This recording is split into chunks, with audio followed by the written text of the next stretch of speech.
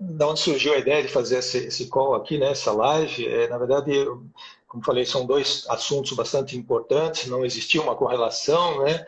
E aí eu resolvi fazer um artigo, escrevi, postei no LinkedIn, quem quiser depois dar uma olhada lá, o Wilson Gasparotto Storoli, no LinkedIn, no meu perfil.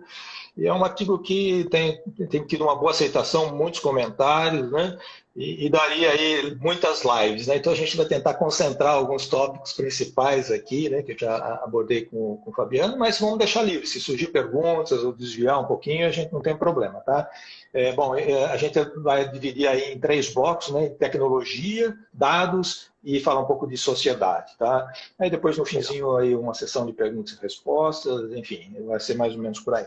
Mas eu gostaria de fazer uma abordagem inicial, né? Bom, coronavírus, acho que dispensa a apresentação, nem tenho capacitação para ficar explicando o que é, né? Todo mundo acho que está bastante envolvido aí com a questão, né?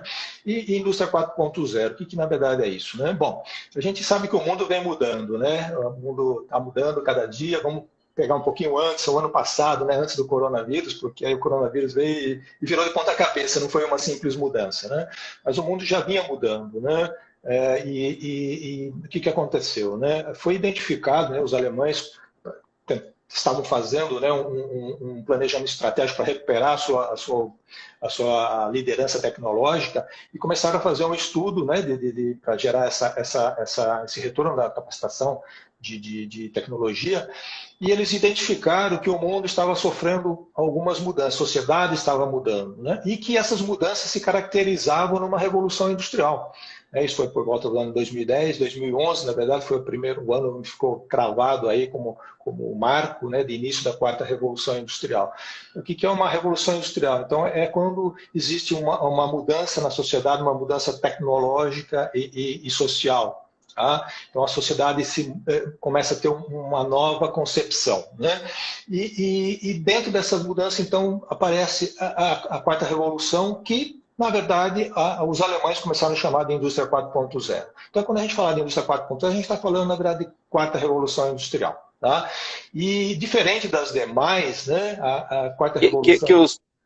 Que os americanos chamam de internet industrial, basicamente, né? Estamos falando quase da mesma coisa.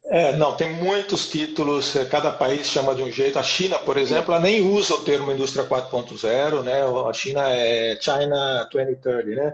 Então, eles nem usam o termo, né? Isso.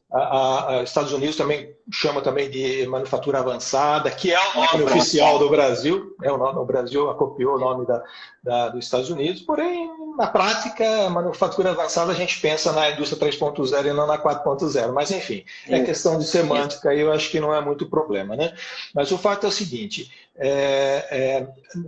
as outras 3 revoluções industriais, então a primeira foi em 1750, onde a sociedade agrícola ela passou então a ser mecanizada, desenvolvimento dos motores a vapor, né, basicamente, e trouxe tear mecânico, né? Os teares, né, da indústria da Inglaterra, e a movimentação, né, navios, né, e trens motores a vapor, né? A segunda revolução veio 120 anos depois, né, 130, foi por volta de 1870, e foi então a eletrificação, né, a entrada da energia elétrica, produção em massa, tá? A terceira foi em 1970, que é o desenvolvimento da informática, basicamente, o processo de digitalização. Veja bem, digitalização é a indústria 3.0, é a terceira revolução industrial, tá? E a 4ª Revolução Industrial, o que é? É o mundo digital, esse que começou na 3.0, conversando com o mundo físico em tempo real. Então, isso é uma definição muito simplista, bem resumida, para que a gente possa nivelar e entender. Então, é um mundo físico conversando com o mundo digital em tempo real. Né? Tem um monte de definição. Pois não. Não quero tomar muito tempo aqui, mas como eu acredito que nós temos um público bem misto, exato, se me permite, dar mais uma aprofundadinha aqui nessas escalas, porque acho relevante, né? A indústria 2.0, por exemplo, você mencionou a energia elétrica, né? Mas nessa mesma época, ali ao redor de 1870, teve também o uso maciço do aço, né? Passou a ser utilizado o aço. O próprio motor a combustão surgiu mais ou menos nessa época, e com o surgimento da energia elétrica, deixou-se de se utilizar o querosene para iluminação e então meio que coincidiu com o uso dos motores a combustão também. Isso meio que, esse pacote meio que fechou essa revolução 2.0, né? Exatamente. Quando chega na 3.0, você mencionou a digitalização, né? A gente poderia mencionar aqui também a própria automação, né? Olhando para dentro da indústria agora, a automação como um todo, né? Sensorização, alguma coisa de robótica, né? Então, e acho legal mencionar isso, porque a gente vem falando constantemente sobre a indústria 4.0 e parte da nossa indústria aqui no Brasil, ela ainda é 3.0, ou tá engatinhando no 3.0, né? Exatamente. A gente fala 2.5, a gente fala que é 2.5. 2.5, exatamente, se fosse quebrar seria isso. Então, acho bacana a gente ter esse entendimento, né? Porque senão o empresário, às vezes o engenheiro, ele pensa, cara, eu preciso virar 4.0, e na verdade a gente não dá para saltar etapas, né? A gente precisa ser 3.0 para se preparar para ser 4.0. Eu queria fazer essa menção aí. Legal. E foi importante também você comentar que na segunda, né, que foi o processo da eletrificação e do desenvolvimento do motor a combustão, que é o uso do petróleo, né, que permitiu o motor a combustão, e isso deu um impulso para a indústria, um novo impulso, né? Primeiro foi a parte de tecelagem, né? A segunda foi a parte de produção em série, né? O tal do Fordismo, né? E o terceiro aí, então, é o desenvolvimento da informática, mas sempre com foco principal na indústria, tá? E a quarta revolução, né, ela começou ao contrário, várias coisas diferentes. Primeiro, ela começou por serviços, que nas outras três primeiras foi por produto e depois migrou para serviço. A quarta revolução não, está começando em serviço, está migrando agora para produtos. Tá? Isso é muito importante. Tá? E não só para a indústria. Né? Quando a gente fala em quarta revolução industrial ou indústria 4.0, na verdade é todo tipo de empreendimento. Tá? A própria semântica, né, indústria 4.0, ela tem uma tradução errada do alemão para o inglês, que é o industry, mas quando você fala industry para o português, ele não é indústria, ele é qualquer tipo de negócio, né? Ramos de negócio.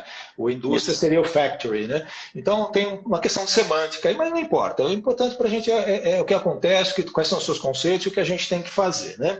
Então acho que é muito isso. Então lembrando, a quarta revolução é o mundo físico conversando com o mundo digital em tempo real. Tá bom? Bom, e aí a gente, então, a ideia qual que era? A gente fazer uma análise aí, né, desses blocos tecnologia, dados de sociedade, para a gente entender, ok, então nós temos aí uma tecnologia que está vindo. Outra coisa importante, hein?